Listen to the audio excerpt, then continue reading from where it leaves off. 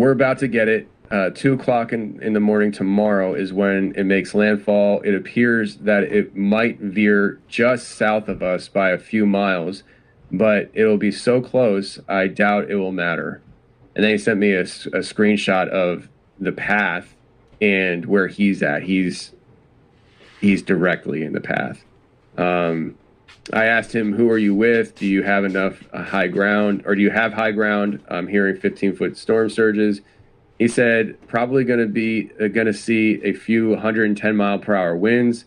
Check the map. We're very much inland. And when he said that, I'm looking at him like, you don't seem that far from it compared to me, buddy. Like, I'm thinking to myself, like, I prefer to be in Tennessee right now. But you know, he's built different. He's built different. He said actually right next to Lakeland Regional Airport, which is where he's at. So we're not likely to lose power for very long if we do.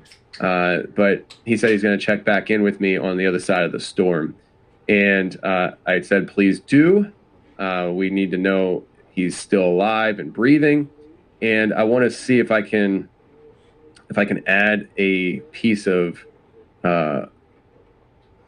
media here for you. I don't know if I can because I forgot that they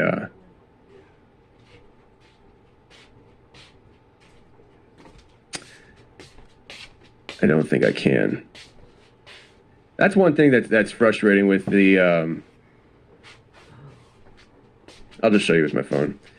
StreamYard that I use StreamYard to broadcast to multiple locations with you guys, and I can't just upload a picture like I do with the videos that I showed you with William earlier and stuff. Like, it has to be a slideshow. I'm like, it's a picture. Just let me share a picture, please. So I'm just gonna do the old way, and I'm gonna hold my phone up to the camera here and show you. Let me see here. There we go. That blue dot on the screen is where my neighbor's sitting right now. And that is where the storm is coming in at. So, yeah. I mean, he's like, we're far enough inland. And I'm like, what?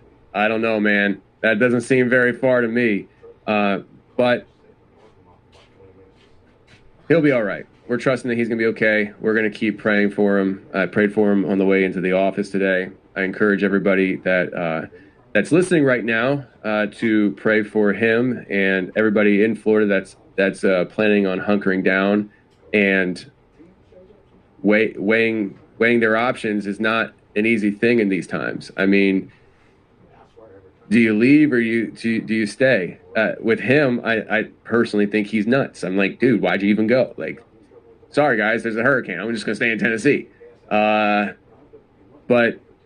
he didn't leave. There's a lot of people leaving. There's crazy traffic. But then there's people that can't afford to leave. They have nowhere to go. Maybe they're homeless.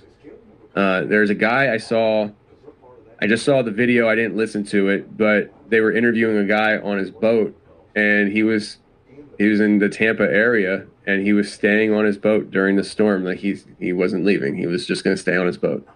And I'm thinking to myself, sir, I hope you're prayed up, because that sounds absolutely terrifying. Category 5, they're saying that this is possibly going to be the worst or one of the worst in modern history. And thoughts and prayers, prayers and prayers. Forget about the thoughts. Prayers and prayers to people in Florida right now getting ready to go through it. And I am going to say this right now. Be prepared for a big push of attention on the damage that happens to Milton, for several reasons. One, the governor of Florida is very good with response to disasters. So they're going to want to cover it. They're going to want to show that a disaster happens and it's being taken care of, and everything's, because when you show that, you reflect calmness. You give calmness to people. You put them at ease. Everything's going to be okay. Everything's fine. Look how good it's going.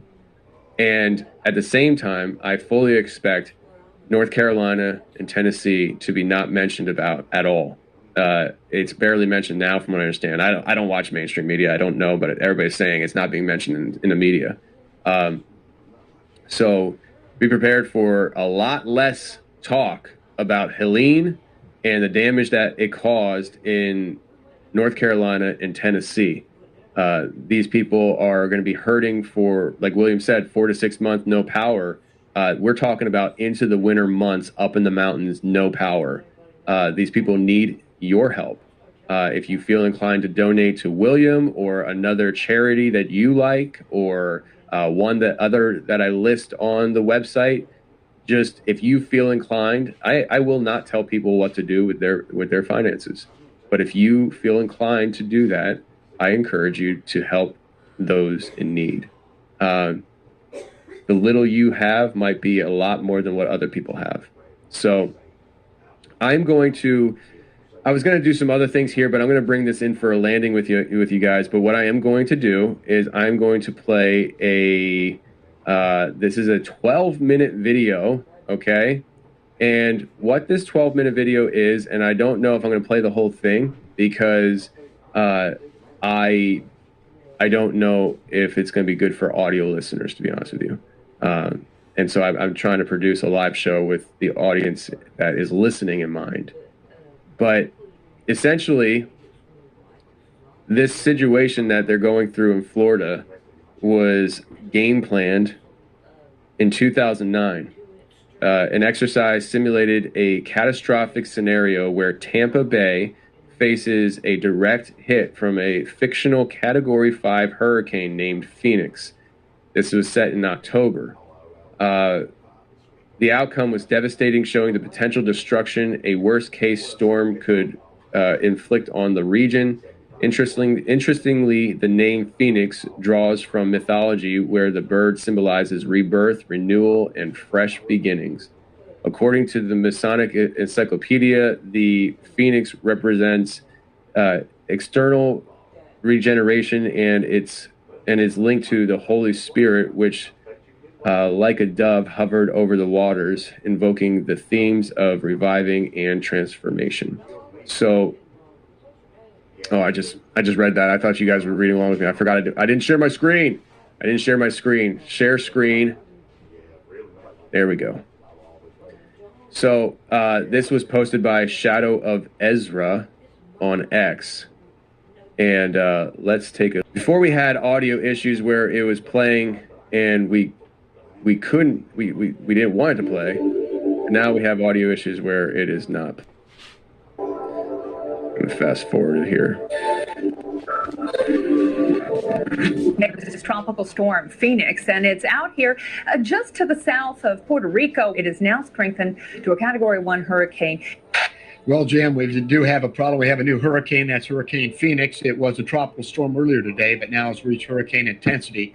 The good news, it's only a Category 1. But notice what I put up here. Now, those of you in Tampa and St. Petersburg, this is still a long way out, but it's October, and the favorable hurricane track is to go to the northwest and then turn back toward Florida. You can see this system is going to come up here as a Category 1 hurricane, move by the Cayman Islands here in about 24 hours. But notice, major hurricane in the Gulf of Mexico in about 4.5 to 5 days, and that's bad news. Well, Jim, it just keeps getting worse now. We've got another update, and we have a 105-mile-per-hour Category 2 hurricane, and it's rapidly intensifying here right near the Yucatan Channel, and it's going to come into the Gulf of Mexico within about 6 to 12 hours. A hurricane landfall is certain in the Florida area, we think. That's the most likely in the central West Florida area. And as a Category 4 or even possibly a Category 5 hurricanes, we have an extreme to catastrophic event unfolding here with Hurricane Phoenix. We are still smack dab in the middle of the cone. At this point, we have all the hurricane watches in place, and I do hope you've started to make all of your preparations for your family, your pets, and all of your belongings, because we are now looking at who has to get out first, and we are going to be looking at an incredibly large storm surge, anywhere from about 10 to 20 feet or possibly more if this does make landfall as a Category 5 hurricane. I've been waiting 1 hour and 57 minutes for just some gas. Thousands heeded the warnings. This was the largest evacuation in history, and it lasted more than 24 hours. We're beginning to see the tropical storm force winds already in Sarasota and Manatee counties. So as this begins to approach, we are going to be very, very concerned about anybody left behind getting themselves together and getting out. Please take this very seriously. You need to make your preparations. If you haven't already gotten out of the area, you do need to do so. Well, the latest with potentially catastrophic Hurricane Phoenix. This is now a Category 5 hurricane expected to move to the northeast and make landfall sometime around noon in central Pinellas County. And of course, the winds counterclockwise around this area of low pressure will push water into the bay and cause storm surge flooding as much, even in downtown Tampa, over 21 feet, perhaps even a little bit higher than that. It will literally flood the barrier islands and push water up into northern Manatee County into the river here, and that'll cause flooding all the way along that region. 160-mile-per-hour winds, and of course that will cause damages to at least half of the structures in and around the Tampa Bay area, especially on the beaches and anywhere that may be affected by water, because that water is going to surge into the bay and have nowhere to go and cause flooding anywhere from Apollo Beach to the Port of Tampa to Oldsmar, even around eastern Pinellas County and downtown St. Petersburg. Now, once it does make landfall around noon with those strong winds, it likely will weaken some, perhaps, but still Category 5 or eventually a strong Category 4 inland. So Pasco, Hernando, Sumter, Citrus County, you are not out of the woods just because of you are off of the coast. You're still going to see a lot of damage with very high winds as the storm moves into the inland areas. Now, onshore wind piles water along the coast. That's what a storm surge does. As the storm nears, wind will drive that water ashore, and that's what causes the flooding. And again, we're talking about completely flooded barrier islands, places like Longboat Key, for example, Bradenton Beach. That entire area will be flooded over with water, parts of Pinellas County as well. Now, a hurricane warning remains in effect for all of the Tampa Bay area. 13 to 21-foot storm surge, maybe more than that, even in places like downtown Tampa. Barrier islands will flood. As I mentioned, bridges and causeways destroyed. So again, if you have not left your home yet, do not leave your home. Go to an interior room. You can see there's a lot of debris down here on the ground. Just chunks of asphalt that's been lifted off the streets and just blown down the way. This is right when the outer eye wall is moving through this area. Winds are gusting up to 97 miles an hour. 911. Yes, water is all in the house. The roof is completely caved in on us. We need emergency assistance, please. Okay, man, we can't respond right now because of the condition of the hurricane. Currently, there are 165 known deaths and more than 30,000 are missing. According to the preliminary damage assessments, at least 1 million buildings were at least moderately damaged. That is over 67% of the total number of buildings in the Tampa Bay area. An estimated 480,000 structures are completely destroyed. Before the hurricane, the region had approximately 14,000 hospital beds available for use. It is estimated that 42 of our 57 hospitals received at least moderate damage. 60% of our fire stations and police stations have been damaged. The sheer amount of debris is overwhelming and will become a health hazard in many communities. It is estimated that 48 million tons of debris will be generated, enough to fill 1.5 million trucks. The Port of Tampa is severely damaged with the potential for an environmental catastrophe. There were many metric tons of anhydrous ammonia, sulfuric acid, and phosphoric acid in the tank farms prior to the storm. In addition, we have lost the millions of gallons of petroleum stored there. The channels leading into the port facilities are filled with debris, and the Skyway Bridge has been damaged and will need to be assessed prior to reopening the port. We lost everything. An estimated 843,000 households have been displaced due to this disaster. Approximately 300,000 have sought shelter in existing shelters, as well as other local schools, churches, and businesses. It can't be replaced is the biggest thing. Vicki Dryden is searching for her wedding album. Photos taken 61 years ago. She's found a handful of other family heirlooms, but keeps searching for that wedding book. Economically, there is an estimated building-related loss of $200 billion. Bridge and road closures are impacting response and recovery operations. The devastation to the region is almost unimaginable.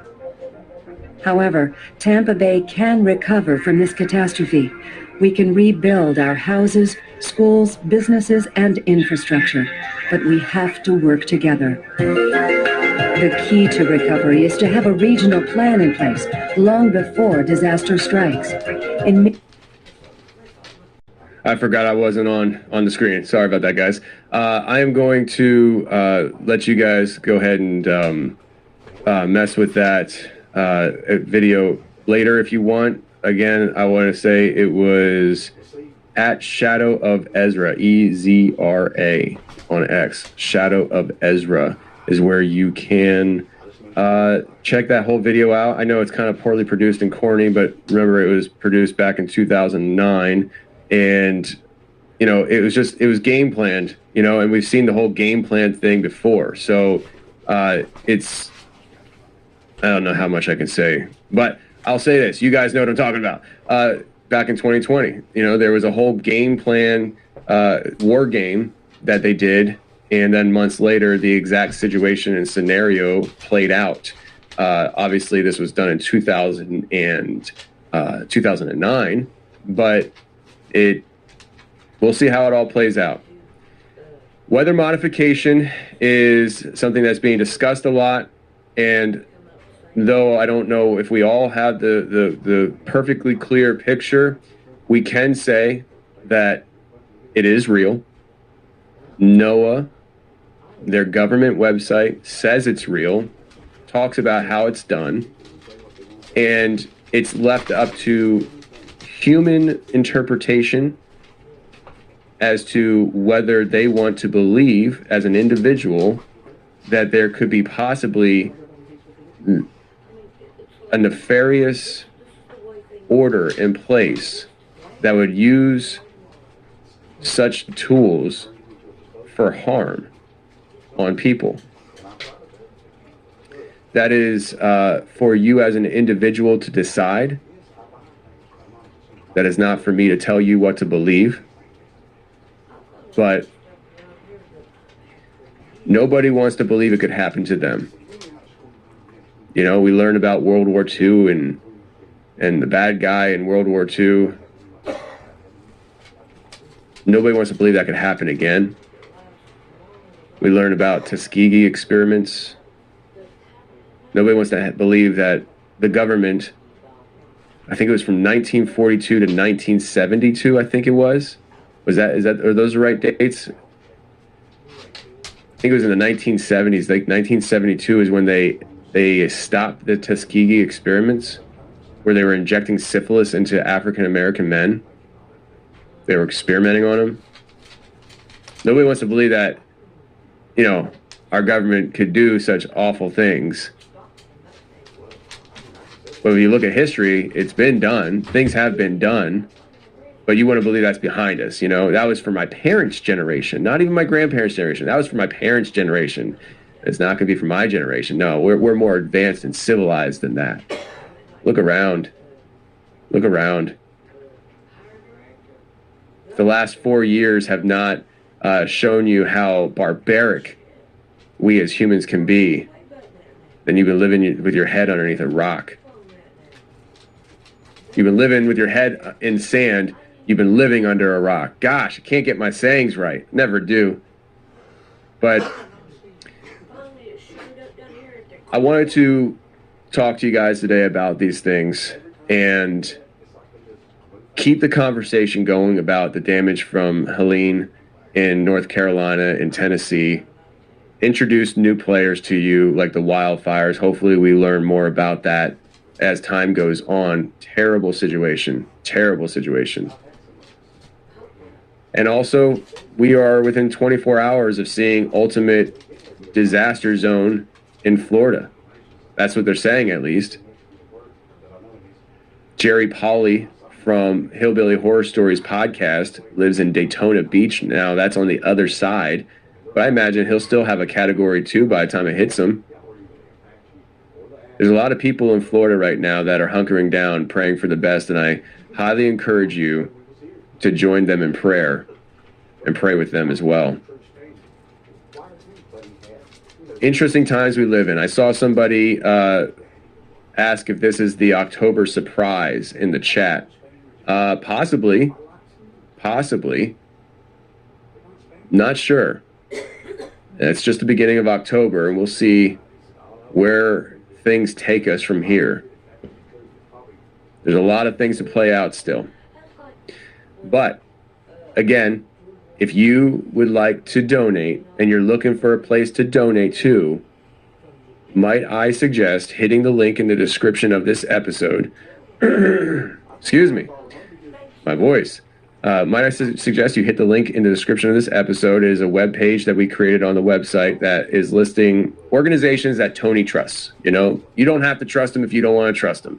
There are organizations that I trust that, and I have a couple more here that I'll say on air, but I haven't listed them because I haven't had a chance to actually look at them. But on the surface, I was like, maybe. One is watermission.org. Watermission.org. You can donate there, and also Baptists on a Mission, or BaptistOnMission.org. BaptistOnMission.org is another relief organization. So those are two more I have not put on the website. I might later. But again, we talked about William Bond earlier from Permaculture Consultant YouTube channel. If you're looking to donate funds, he is the person I can tell you, from me to you as the audience, I trust. Okay? There's a lot of people I trust in this world. There's not a whole lot of people I trust on the level I trust William. With this kind of thing, not a whole lot. He's putting his life on the line. He left his wife and child in Texas to go do this. He does not have a return date. He said he is going to be out there until there's no more money to do stuff with. So if you're feeling like you want to donate funds, he's not taking supplies. He doesn't have a P.O. box out there. You can go and to his GoFundMe, to his Give, Send, Go, which is listed on our website on the link below in the description. And you can donate funds to keep him moving. He is renting equipment today to start tearing up roads. And he took a whole truckload out. If you're just joining us, you can go back and watch the video I shared. Him and I were at Walmart getting supplies, and he's taken a whole truckload. And he took a whole truckload out there, water, a lot of different stuff, and he's going to be doing more of that. So if you're looking to donate funds and you're like, I don't know how to ship, a bottle of water to where, but you're like, I could donate funds if I had a place I trusted. Well, from me to you, I trust William. And you can donate to his Give, Send, Go on the website, and that will go to the recovery efforts. So that said, friends, that's what I have for you today. Maybe it was a little bit more bubble, probably not. As time gets behind us with this stuff, I'll get more bubbly, I'm sure. But how do you